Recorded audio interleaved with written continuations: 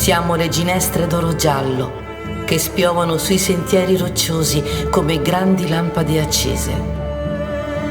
Siamo la solitudine selvaggia, il silenzio immenso e profondo, lo splendore del cielo, il bianco fiore del cisto.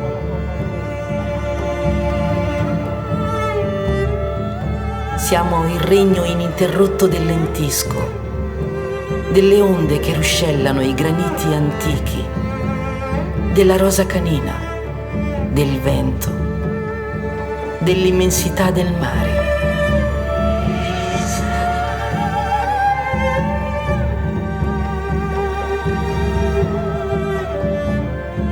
Siamo una terra antica di lunghi silenzi, di orizzonti ampi e puri, di piante fosche, di montagne bruciate dal sole e dalla vendetta. Noi siamo sardi.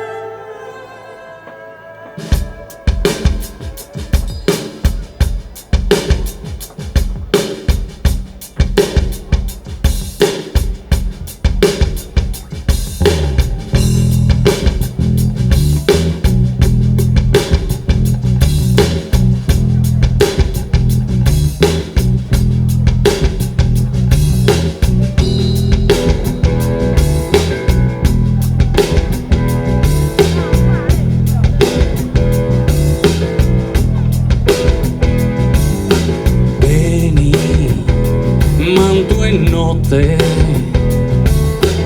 umbras, seus famidas, solos, embriagados, forte, gana e amare, tremende.